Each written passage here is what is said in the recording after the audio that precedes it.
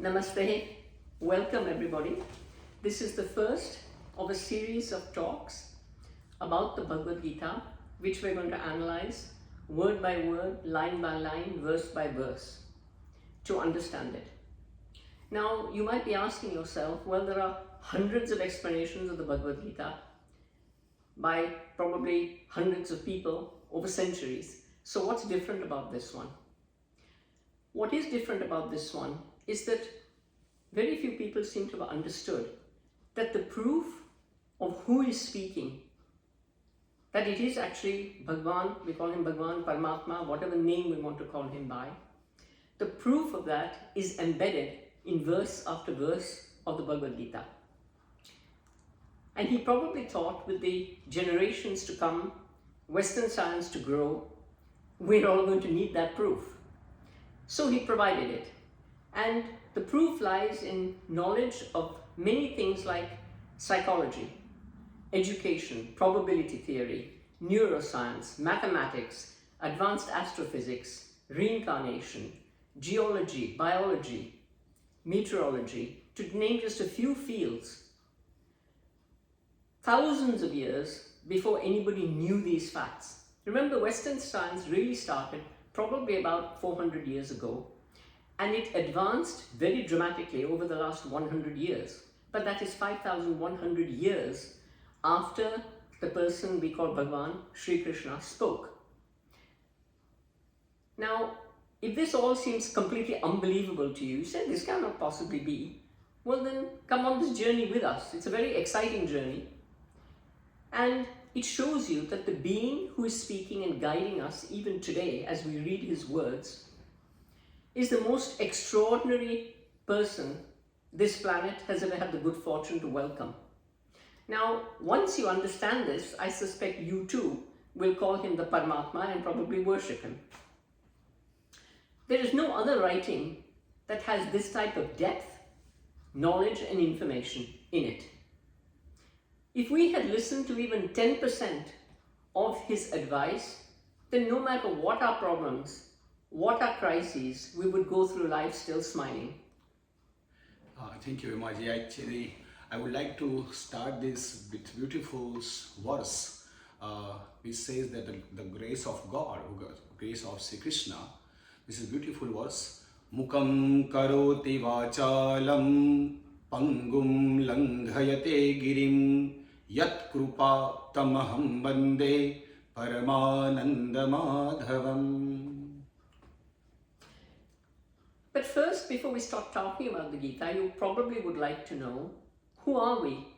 Why are we qualified to speak on the Gita at all? So let me tell you something about myself. My name is Vyomanaya. I studied physics for my first degree, BSc, at the University of Oxford, in St. Anne's College. My second degree was also in physics, research by physics, in physics applied to archaeology, also from the same university, University of Oxford. Now, I actually read the Gita for the first time at school when I was 13 years old. Now, at 13, obviously I didn't understand the depth and the scope of the Gita, but I knew immediately that I read it that this was a person of tremendous authority speaking it. That then started a long half-century journey of investigation as to its words, its wisdom, what exactly it was saying and why. I didn't, unlike most people probably, come to the Gita saying, this is Bhagwan speaking, and therefore I must believe everything that he says and I must follow everything he says. I came to it with a completely different mindset of a scientist who wanted to analyze the words and find out for myself, who is this person speaking? And as I did that, over the years, I ended up worshipping the speaker, much as many scientists in fact do. Namaste, Jai Shri Krishna. My name is Pandit Jinit Bhatt, and I have studied scriptures. I started when I was 14, and my Guruji, which is well known in India, his name is Padma Shri Dayabhai Shastri. Under him I studied almost 10 years. And I got my interest about Bhagavad Gita by some competition to recite whole Bhagavad Gita within a year.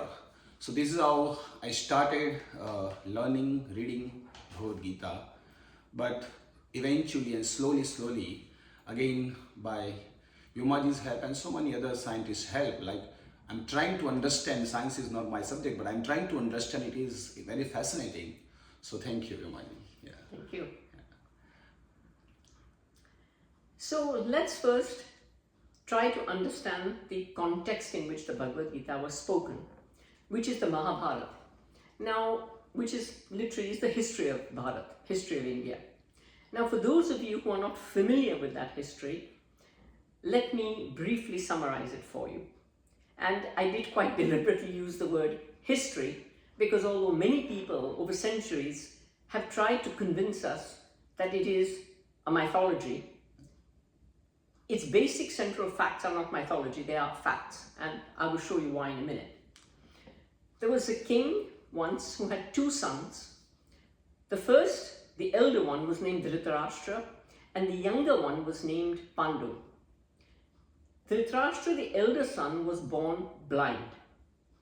Now, the ancient laws of Bharat did not allow a disabled person to be a king. And I think the reason why is probably pretty obvious. In those days, the king was the commander-in-chief, and he had to personally lead, for example, an army in battle. Now, obviously, a disabled person, especially somebody who was blind, would not be able to do that. Therefore, the throne went to his younger brother, Pandu. Now, Dhritarashtra had 100 sons, the eldest of whom was Duryodhan. The second was Dusashan, and then there were plenty of others. These were referred to as the Kauravas because they were descendants of a very illustrious ancient king, Kuru. Pandu, for his part, had 5 sons. I think they're very well known to anybody who's read the Mahabharata, but let me just mention their names. The eldest was Yudhishthir, followed by Bhim, followed by Arjun, and then 2 twins, Nakul and Sahadev. They were referred to as the Pandavas, which is interesting, isn't it? Because they also were descendants of the same illustrious king Kuru, and yet they were not called the Kauravas, which itself was an insult to them, as if they were not descended from that same illustrious king. Dhritarashtra became a very embittered man because he believed firmly that the kingdom belonged to him and not to his younger brother. In turn, his bitterness came into his son, Duryodhan, who also became possibly more embittered, thinking, well, just because my father couldn't be king, he's blind, why should I not be the king when I am the eldest son of the eldest son? So, because Dhritarashtra was elder to Pandu. Now, in addition, Duryodhan was arrogant, he was greedy, he was scheming, as we see from the facts in the Mahabharata. And somehow Duryodhan thought that the kingdom should flip back to him. But if we remember modern times, you remember the King of England who abdicated, like I can't remember his name, Edward or something. He married somebody called Wallace Simpson. He abdicated the throne in favor of his younger brother. Well, if he who abdicated had had offspring, well, the throne would not have flipped back to him. Once he has abdicated or cannot become king, then the throne remains with whoever took charge of it. But Duryodhan simply couldn't understand this. So from an early age, he absolutely hated the Pandavas, but he especially hated Bhim, who was extremely strong, as was Duryodhan himself.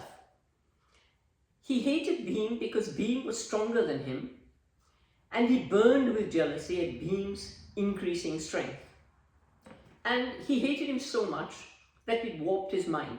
Negative emotions and very strong emotions like hatred do eventually warp our minds if we allow them to take hold. So one day he and his brothers, knowing that Bhim was very fond of sweets, desserts, fed him sweets that were poisoned. As the poison took effect, Bhim became unconscious.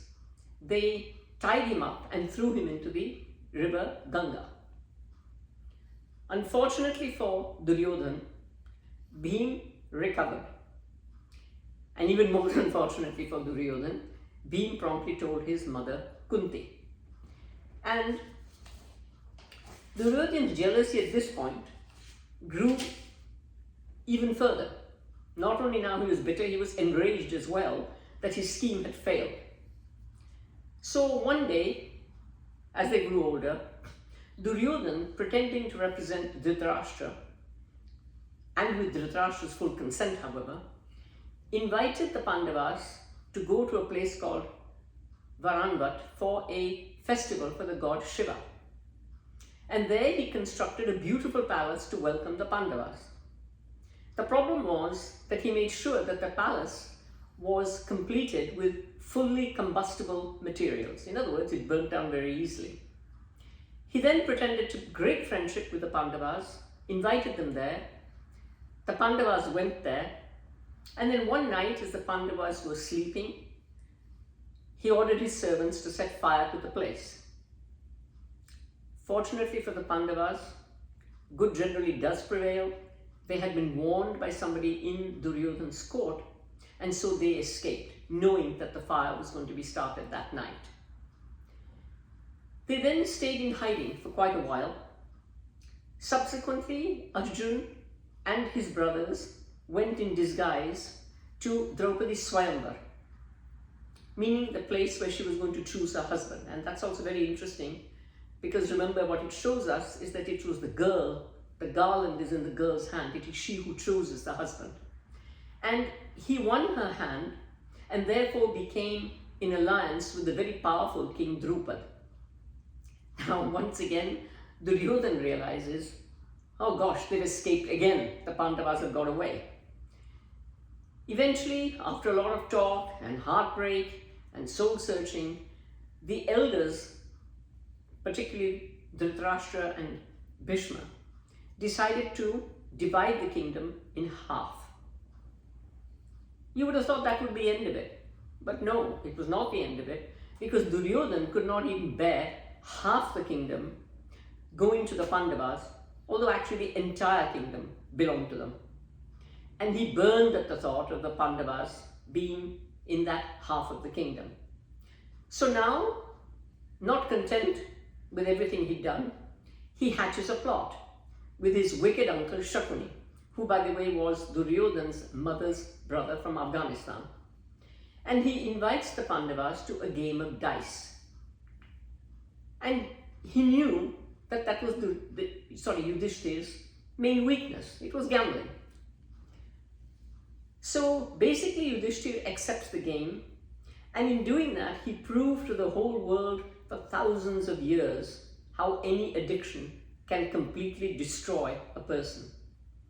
Yudhishthir was fighting with loaded dice, but he went on playing the game because he was addicted to it. He lost his kingdom, he lost himself, he lost his brothers, and then worst of all, he even wagered his wife Draupadi, and he lost her. They then humiliated Draupadi further by dragging the queen to the court, and then saying she was now a slave of theirs, attempting to undress her. Anything more humiliating one cannot imagine. She pleaded with all the elders, Bhishma, Drona, and many others, Kripacharya, Vidur, to come to her aid and to tell Duryodhan that what he was doing was plain evil. Unfortunately, they did nothing, and they lifted not a finger to help her. Finally, in absolute desperation, she turns to Sri Krishna in prayer to seek his aid. Now, he was not in person at the court, but fascinatingly, the entire court witnessed a miracle. Dusashan, remember, he's the younger brother of Duryodhan, goes to Draupadi. She tries to hold the sari with her teeth. Dusashan starts to yank the sari. Of course, her teeth cannot hold it. But now, Sri Krishna takes over. And what actually happened was that he kept pulling. Sari after sari after sari, yard after yard came off. and began to make a pile at Dushasan's feet. But no matter how much he pulled, no matter how many yards he pulled, he was not able to undress Draupadi, because each time another sari enveloped her. Dushasan sank down in defeat, absolutely exhausted from his efforts. Now, one would have thought that any sensible person would at this point give up and realize that, what I'm doing must be truly wicked for a miracle like this to occur. But not Duryodhana and not his brothers. The condition of this particular game was that whoever lost it would retire to the forest for 12 years and then would live the 13th year incognito, meaning they had to live without being recognized as who they were. Well, the Pandavas duly fulfilled these conditions, and at the end of the 13th year, when it was time to hand their half of the kingdom back, yes, you can guess it, Duryodhana predictably refused. No, I'm not going to hand it back. His logic being that the stars do not show us that 13 years have been completed, although all the elders told him that it had been completed. Now the Pandavas took the advice of Sri Krishna, and he, means Sri Krishna, decided to go to the court of Hastinapur personally as an emissary of the Pandavas to try and bring peace. There he argued, he cajoled, he pleaded with the blind king and his arrogant son to do what was right and return half the kingdom to the Pandavas. And he said something very interesting, which is very relevant to today, when we see the number of wars going on in the world. He said peace is never an option. Peace is a necessity. But no matter what he said, every argument was rejected. Finally, absolutely desperate for peace for the people of Bharat, Sri Krishna asked Dhritarashtra for just 5 villages, meaning one for each of the Pandavas, saying the Pandavas would be satisfied with whatever he advised them to accept. That shows how sure he was of the Pandavas' devotion to himself. Now, to that request came Duryodhana's absolutely infamous reply, which has gone down in history: I will not give them a needlepoint of territory. But Sri Krishna was still not done with trying to get peace. So against the war was he that he did something very unusual. To show them that he himself was the Paramatma, he temporarily restored Dhritarashtra's eyesight. You remember I said this was a blind king.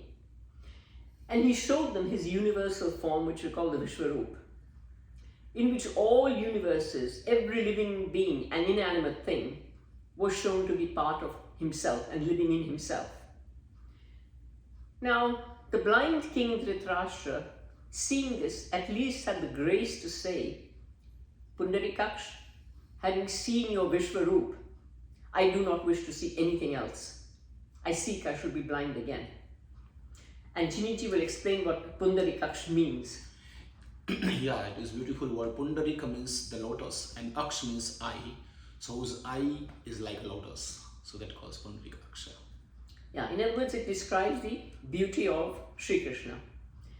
But despite seeing the Vishwarup, Duryodhana remained absolutely obdurate, despite knowing who he was going to be fighting. That's why we say that he whom God wants to destroy, he first makes mad. I think this was originally an old Greek saying. Now, of course, it was obvious that war was imminent. There was no way to prevent the war. So now both Duryodhana and Arjuna go to see Sri Krishna. Both need his help, and they both know that they need his help. Now remember, both were his cousins, one on the father's side, one on the mother's side. They both arrived together in Dwarka, which was where Sri Krishna had his base. Sri Krishna was resting at that time, but the guards, knowing that these were his cousins, allowed them to go into Sri Krishna's bedroom. Duryodhana, with his arrogance, went and sat on a chair by the side of Sri Krishna's head. Arjuna, on the other hand, stood by Sri Krishna's feet at the foot of the bed with his hands folded in prayer in a namaste. Now, as soon as Sri Krishna awoke, obviously you can see that Arjun was at his feet. Who would you see first when you awake? You see the person who's in front of you. So Sri Krishna saw Arjun and immediately welcomed him. Then he saw Duryodhana, who was by his side, and he, being always correct, welcomed Duryodhana as well. And then he asked both of them, "Why have you come here?" Both replied, "We have come to seek your help in the impending war." Now, so against the war was Sri Krishna that he refused to fight in it. So he offered the choice first to Arjun on the grounds that first he had seen him first, and secondly that Arjun was the younger of the two. And the choice was the following: you can have me alone and unarmed, or you can have my entire powerful Yadav army armed to the teeth. When he gave this choice to Arjun, Arjun, without the slightest hesitation, asked for Sri Krishna himself, even if alone and unarmed. In other words, Arjun understood, if I have the Paramatma himself on my side, what army do I need? And that's an object lesson for all of us. If we walk in the path of what is right, why do we need anybody's help? We only need his help. Duryodhana, of course, for his part, thought, how stupid Arjun is. How can he be this stupid to choose one person compared to an entire army? Forgetting what he had seen in the court of Hastinapur, which was his Vishvarupa. Smilingly, Sri Krishna said, "I will be your charioteer." Now, that again is interesting because it's like somebody who drives a car. Sri Krishna accepted the position of simply being a driver, a charioteer, for the sake of his devotee to protect him. Yes, and about Duryodhana, in the scripture of Padma Purana, chapter 1, canto 48, verse 58, says that it defines that there are 6 actions which are known as a terrorist acts. And the verse is, Agnido Garadaschaiva Dhanahari Chasuktagaha Kshetra Dara Pahari Cha Shadete Hyatatainaha. The first word it says Agnidaha. Agnidaha means who gives or supply fire. Number 2 is Garadaha. Garada means poisoning. Gara means poison. Garadaha is poisoning. Dhanahari, who actually takes or removes or destroys somebody's wealth. Suptagaha. Supta means who is sleeping, or while sleeping somebody kills them. So that calls Suptagaha. The fifth one is Kshetra Dara Paharicha. Kshetra means the place, Dara is women, Apahari, which is kidnapping. So these all 6 qualities which we can see in Duryodhana in his whole life, which in Mahabharata it says that all which we cannot say qualities, but these all actions are done by Duryodhana. So definitely, according to scriptures, he is a terrorist. So in that also, now in modern example is the killing of Osama bin Laden. And also in 2022, Bharat killed 172 terrorists in 90 operations in Jammu Kashmir alone. In the same year, the US killed the Al-Qaeda leader Ayman al-Zawahiri in a drone attack in Afghanistan. Despite all this, Sri Krishna strove to do everything to avoid in conflagration. But man has free will, and Duryodhana, like all terrorists, choose to use that freedom to terrorists and begin a war. So we have to understand that it is against this backdrop of people who were nothing more than terrorists, determined to have a war for something that never belonged to them, that Bhagavan spoke the words in the BhagavadGita. When Arjun became overcome by grief and became very distressed at the war he was going to have to fight. We'll see why in a minute. It's very important to understand that at no stage did Sri Krishna ever want a war. He went to extreme lengths to prevent a war. Remember, even to the extent of saying that he would persuade the Pandavas to accept 5 villages when the entire kingdom belonged to them. He was so determined to avoid a war, or so desperate he was to avoid the war.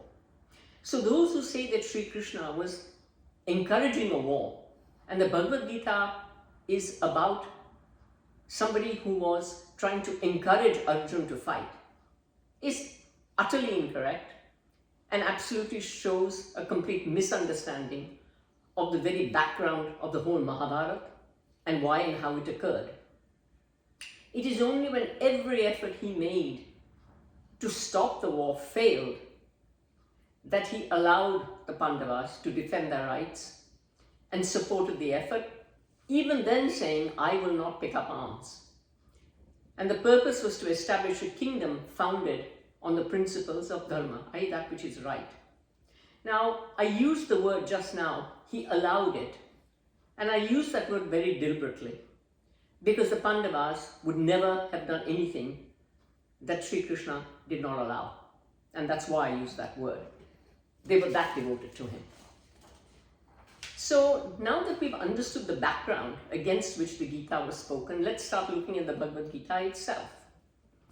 Now the first question in anybody's mind is going to be, well, honestly, how important is the Bhagavad Gita? Were these words ever actually spoken by anybody?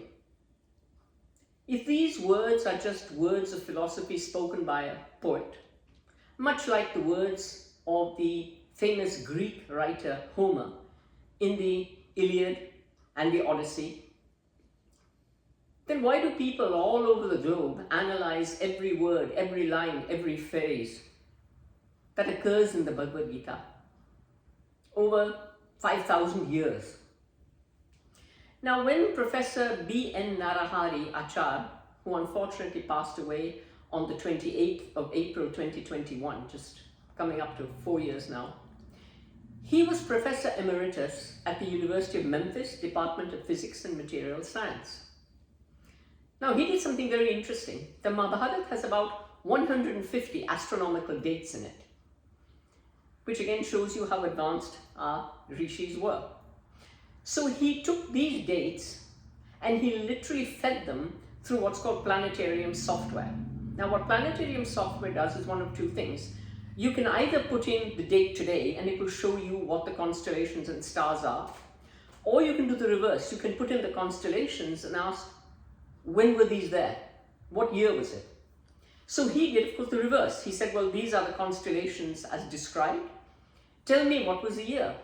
Now, had this been something like, J.R.R. Tolkien's, The Rings, you remember he also pretended that there was an earth and made a map.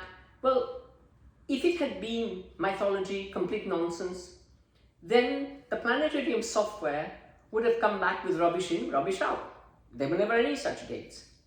But every single one of those 150 dates came out with a specific date in the past. Now, the Great War referred to occurred on the 22nd November 3067 BC. This, therefore, was the day the Gita was spoken. Now, to be fair, let me also tell you that planetarium software constantly undergoes changes. It has been updated, and in the updates, the years have changed a little bit, but nothing dramatic. 3067 BC has not become 1067 BC. It's moved like 50 years, but nothing very much more than that. Now, if these words were therefore actually spoken, and they were words spoken by somebody so important that today we refer to the speaker as the Paramatma, and I'm going to use the word God for lack of any better word in English, then they're obviously critically important for our lives, and we should study them. Yes, and actually, unfortunately, most people think that Bhagavad Gita is just to read occasionally or just for some rituals. But Bhagavad Gita is not for that. However, the Sri Krishna's words, actually Bhagavad Gita, which is said 5,100 years back, and in that it is fully backed up with studies in physics, chemistry, astronomy, psychology, psychiatry, to name but a few fields of scientific inquiry. Now, for those of you who have the patience, we're going to go through the text, and as we do, you will see that the speaker, Sri Krishna, knew matters that have only been known to Western science in the last 100 to 1 year ago. So the subjects span things that have been known to Western science 100 years ago, so we go all the way back to 1925. You will see one thing as we go on that it goes back to 1925, and some research that literally was done in 2024, 2023. So at the very least, we have to understand that this personage was somebody so extraordinary that his words are worth listening to, because how did he know these things? Now, had we ever read his words as the intensely practical advice for our life that they were, and we had followed even 10% of his advice, there would have been no foreign invasions that could have conquered Bharat, nor would there have been any foreign propaganda that actually could have convinced people from Bharat and affected our mental health in such a way that we actually convinced ourselves that we were inferior. Bharat is not just the world's largest democracy, as India's Prime Minister, PM Modi, says. It is also the mother of all democracies. That democracy, the freedom to question anything, tolerance, compassion, the acceptance of all as members of one family, and I don't mean just human beings, I mean all creatures as members of one family, are enshrined in both the historical works, the Ramayana and the Mahabharata.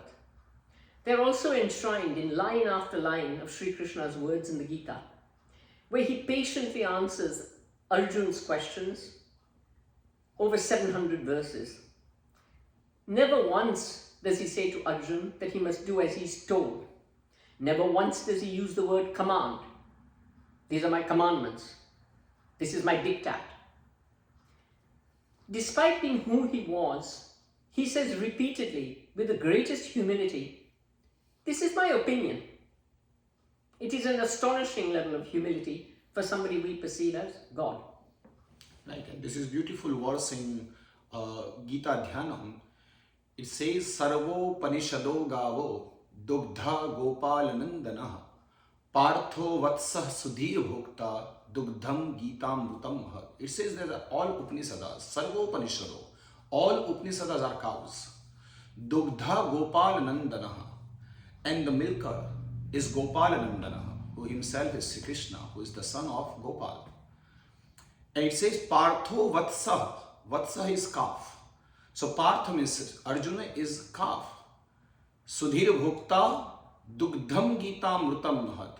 Now here it says that Gita is not just, means definitely it says Dugdham means milk. Gita itself is milk, but it is not the milk which we call milk today. It says Amrutam.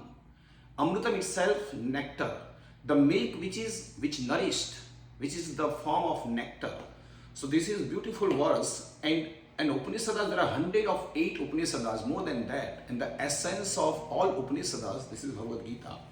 So Sri Krishna has made this wisdom of all the scriptures are provided it to us in a readily digestible form.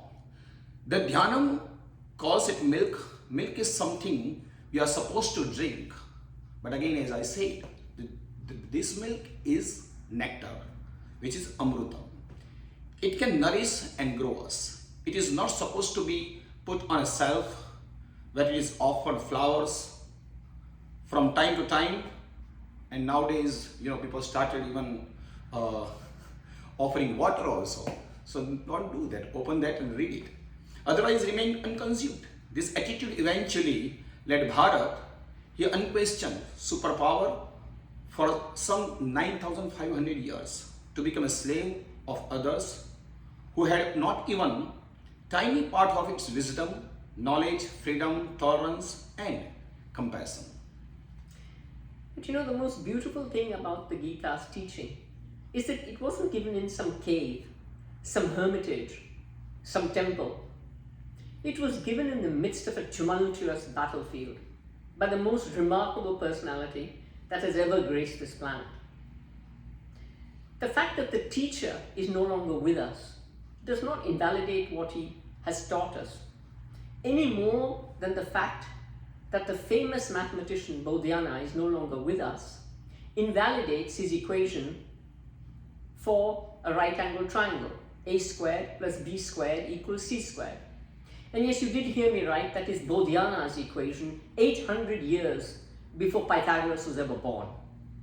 So it is not Pythagoras' equation. Now in the verses in chapter 1, after the initial question from Dhritarashtra, which we'll see in a minute, Sanjay's brief answer and comments from Duryodhana, the only person speaking is Arjun the warrior. Arjun is unfortunately full of sorrow, he's confused, he's depressed. At no point in the entire chapter does Sri Krishna speak except for 6 words in verse 25. He merely listens. So then we can fool ourselves thinking, well, surely we can just skip this chapter, let's just summarize it. We don't have to go through this verse by verse. Why are we interested in a weak and blind king, his arrogant son, and the chatter of a mainly confused and depressed person? But we would be making a huge mistake. From a mental health point of view, many of us, even today, 5,100 years later, in an era that we think is, well, we're enlightened, we're liberal, we think there is something wrong when somebody's depressed, somebody's confused. It's almost a social taboo to talk of mental illness. Parents can be embarrassed by a child who doesn't seem normal, who goes into moods. But what this chapter shows us very forcefully is that even the strongest of characters, the most stable of minds, can be put into situations that overpower them and overpower their stable minds, and they can become sorrowful, confused, depressed. That's what happened to Arjuna. Sri Krishna teaches us that the most important thing we can do for such a person at such a stage is simply listen. It's notable that he does not interrupt Arjuna. He does not show any impatience. He does not try to interject his own viewpoint in any way. And he doesn't suggest Arjuna is wasting his time. Oh, come on, Arjuna, we need to get on with life. Come on, let's go on. No, he never says that at any stage, and nor should we. So along with all his other skills, Sri Krishna was a listener par excellence. Now, it's very interesting. Current research shows that a good listener improves the other person's brain health. Not one's own, the other person's brain health. So maybe we can say that Sri Krishna was being intensely practical. After all, he needed Arjuna to be in strong mental health to fight an impending war. But we also know that Sri Krishna had a deep love and affection for Arjuna.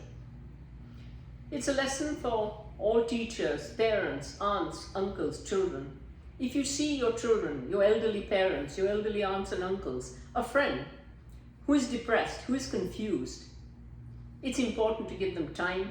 It's important to just quietly listen without saying anything.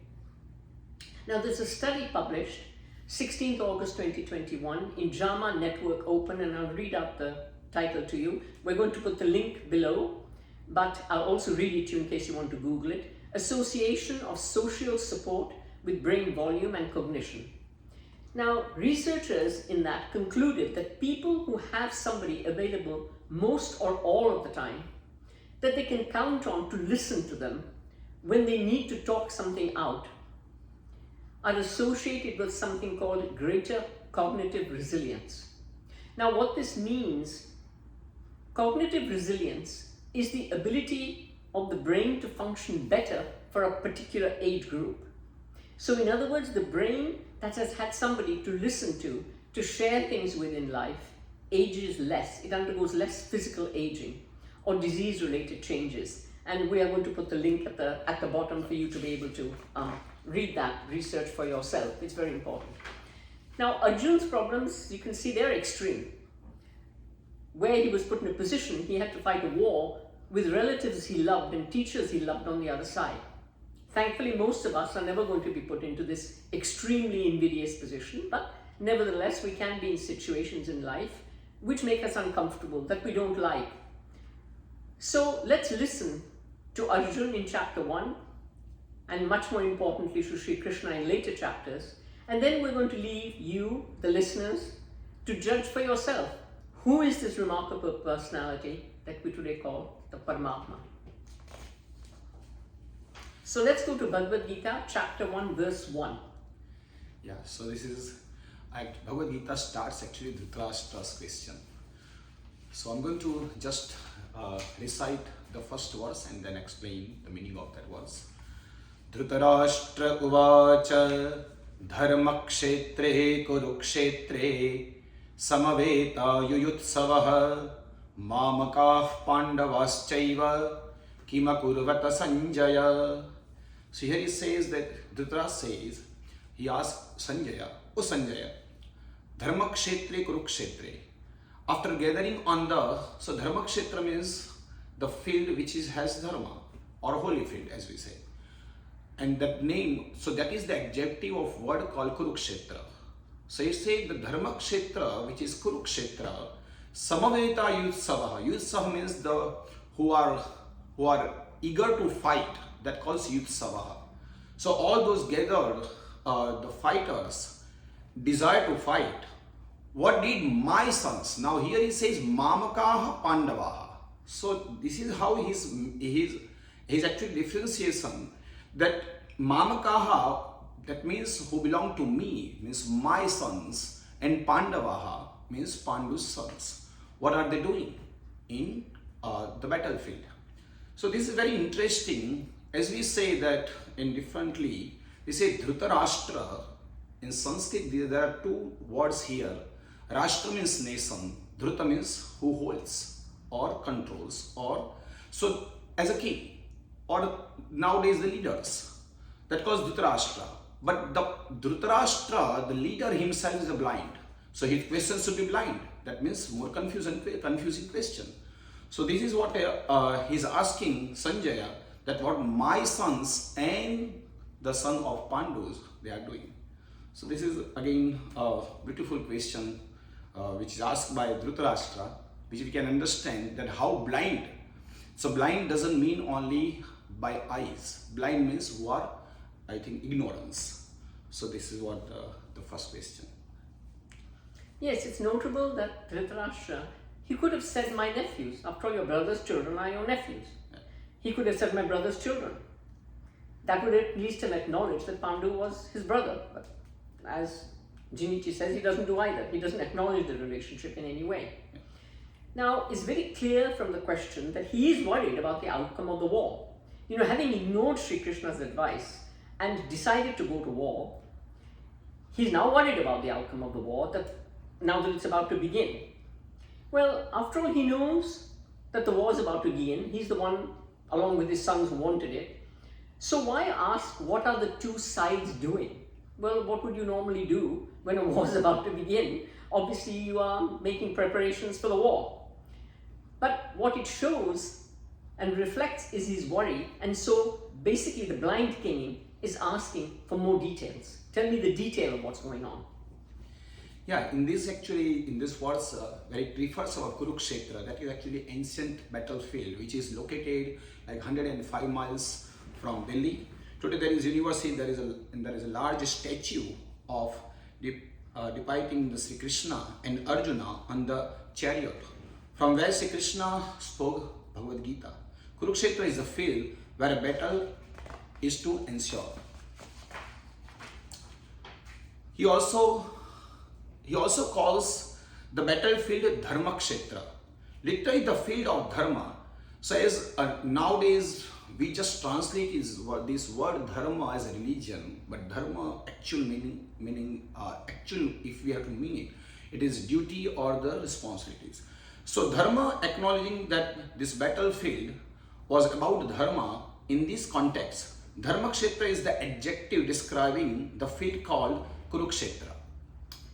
In this use of the Sanskrit dharma, the word dharma means something different to the normal meaning and refers to the field where you have to carry out your duties. Now it's interesting. You see, from Dhritarashtra's viewpoint, his eldest son had the right to the throne. He simply could not get it into his head that when you cannot inherit a throne, the line of succession does not flip back. But he simply couldn't see why, because he, being disabled, could not be king, meant that his son could not be king either. So given that this war is about dharma, he asks and he's concerned now, what's going to happen to my children? In essence, the king, by asking this question, is acknowledging that there are three parties who want this war. His sons, to get something that was not theirs, the Pandavas, to defend something that was theirs, and then he himself, the blind king, who could not see right from wrong. But now let's start looking at this verse in a little more detail. You remember we said that this is not really a chapter we can skip, because each verse teaches us something. Dhritarashtra, you can see on the one hand, he wants to forget that the sons of Pandu are his nephews. Pandu, after all, was his brother, his younger brother at that. But he wants to forget it. That's why he says the sons of Pandu without acknowledging the relationship. Now, the memory of Pandu and his sons is simply an unpleasant memory for him as far as he's concerned, because it is they who are blocking his son from becoming the king. So it's not just that he doesn't want to acknowledge it, he just wants to forget the fact. Let's just forget that the rightful heirs to this are the Pandavas. They're not my children. Now let's look, what does science tell us about forgetting? In 2019, Steve Ramirez, who is a neuroscientist at the Boston University, he found a couple of things in experiments, and again we will give you the link. Good and bad memories are stored in different regions of the hippocampus. The hippocampus is a cashew-shaped structure that holds sensory and emotional information necessary to form and retrieve memories. So to form the memory, so the Dhritarashtra's memory has been formed of the unpleasant events, and then to retrieve the memory. That's in the hippocampus. We have something else called 2 amygdala involved in emotional information processing, and they're basically 2 almond-shaped structures kind of behind your eyes. And this basically hosts neurons that store positive memories and information, and different neurons that host negative information. So see, on the one hand, he wants to forget the relationship. But the fact is that this relationship is an unpleasant memory.